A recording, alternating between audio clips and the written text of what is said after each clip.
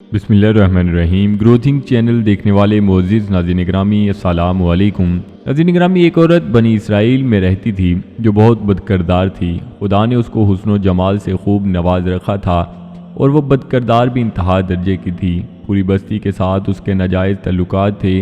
وہ اتنی مالدار ہو گئی کہ اس نے اپنے لیے بڑا محل بنوا لیا تھا اور ایک تخت بنوایا اور وہ بن سنور کر ملکہ کی طرح تخت پر بیٹھ جاتی تھی اور اس کے ساتھ غلط تعلق رکھنے والے پورے شہر کے عمرا تھے۔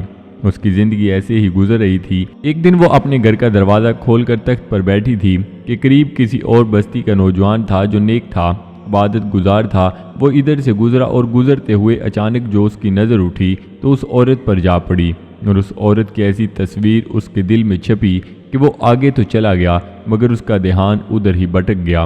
پھر وہ مراقبہ میں، ذکر میں، تسبیحات میں، تلاوت میں جب بیٹھتا تو اس کا دل ہی نہیں لگتا تھا۔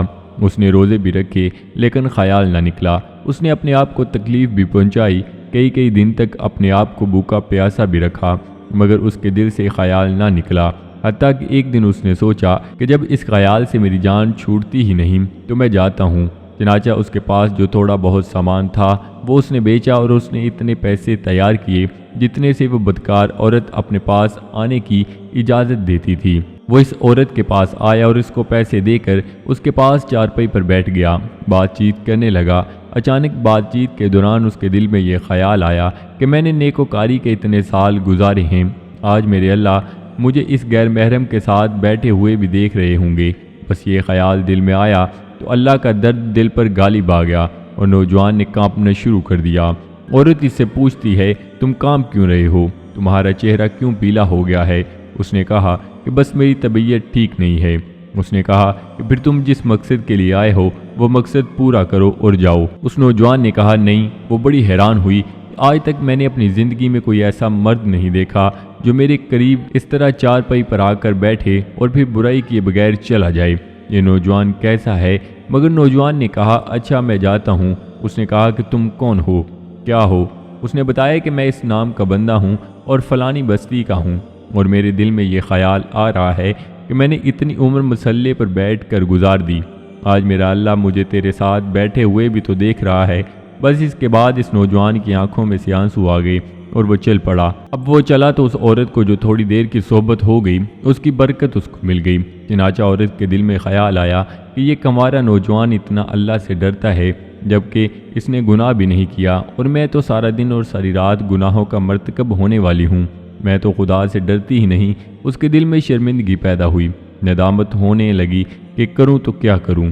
دل میں خیال آیا کہ اچھا چلتی ہوں اور حضرت موسیٰ علیہ السلام سے پوچھتی ہوں کہ کیا میرے لیے بھی توبہ کی کوئی صورت بنتی ہے۔ وہ اپنے گھر سے نکل پڑی۔ اب اس کو بستی کا ایک بندہ پہچانتا تھا، وہ ایسی نامی گرامی عورت تھی۔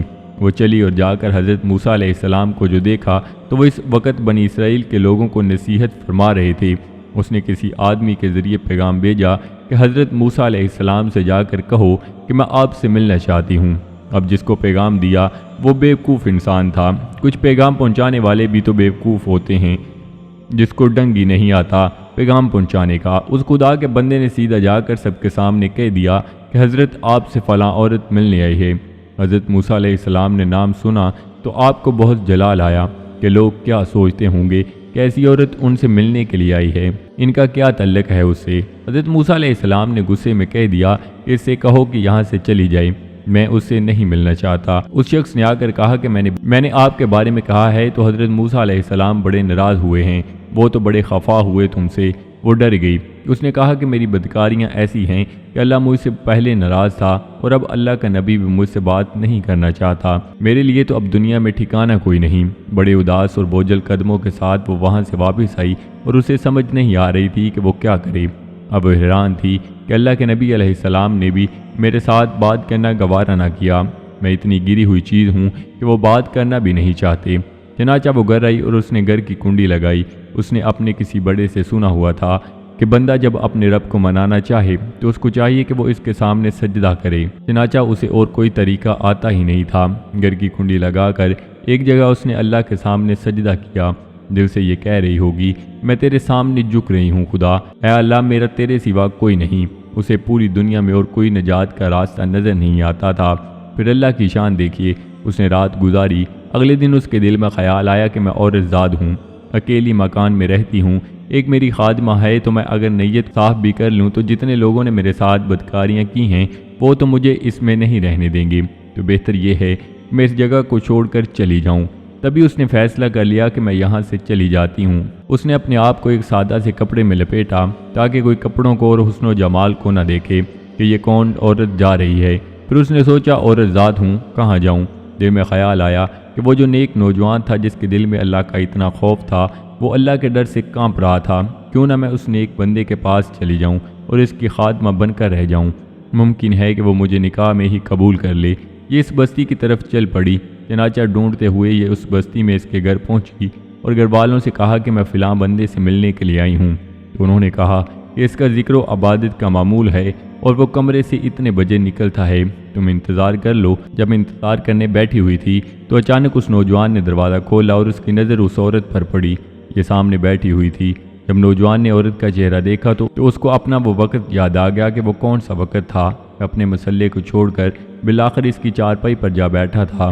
تو اس نوجوان کے دل پر خوف طاری ہو گیا کہ کہیں یہ میرا ایمان خراب کرنے تو یہاں نہیں آ گئی، میں نے تو اتنی مشکل سے اس کا تصور ذہن سے نکالا تھا۔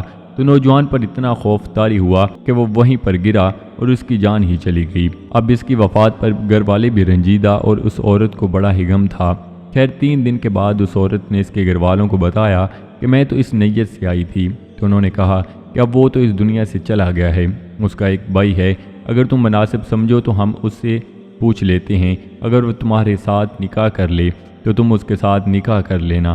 اس نے کہا ٹھیک ہے۔ جب بھائی سے پتہ کیا تو اس نے کہا ٹھیک ہے، اگر پہلے یہ ایسی عورت رہی ہے اور اب توبہ کی نیت کر چکی ہے تو میں اس عورت کو اپنے نکاح میں قبول کر لوں گا۔ چنانچہ اس عورت کا اس کے بھائی کے ساتھ نکاح ہوا اور اس عورت کو اللہ تعالیٰ نے 7 بیٹے عطا فرمائے اور وہ 7 بیٹے بنی اسرائیل کے اولیاء میں سے گزرے ہیں۔ ایسی بدکار عورت بھی اگر توبہ کرتی ہے تو اللہ تعالیٰ اسے 7 ولیوں کی ماں بنا دیتے ہیں۔ وہ مولا کتنے کریم ہیں۔ ناظرین، اللہ پاک سے دعا ہے کہ اللہ پاک ہم سب کو ایمان پر استقامت عطا فرمائے اور صراط مستقیم پر چل کر زندگی بسر کرنے کی توفیق عطا فرمائے، آمین۔ تو جی ناظرین، یہ تھی ہماری آج کی ویڈیو، امید کرتے ہیں آپ کو ضرور پسند آئی ہوگی۔ ویڈیو کو لائک کر کے دوستوں کے ساتھ شیئر کرنا مت بھولیے گا اور نئے آنے والے دوستوں سے گزارش ہے کہ چینل کو ضرور سبسکرائب کر لیں اور ساتھ لگے بیل آئیکن پر لازمی کلک کر دیں تاکہ مستقبل میں اپلوڈ ہونے والی ویڈیوز کا نوٹیفیکیشن آپ تک بر وقت پہنچتا رہے۔ تو جی ناظرین، ملتے ہیں ایک نئی ویڈیو کے ساتھ، اپنا بہت سارا خیال رکھیے گا، دعاؤں میں یاد رکھیے گا۔ اللہ نگہبان۔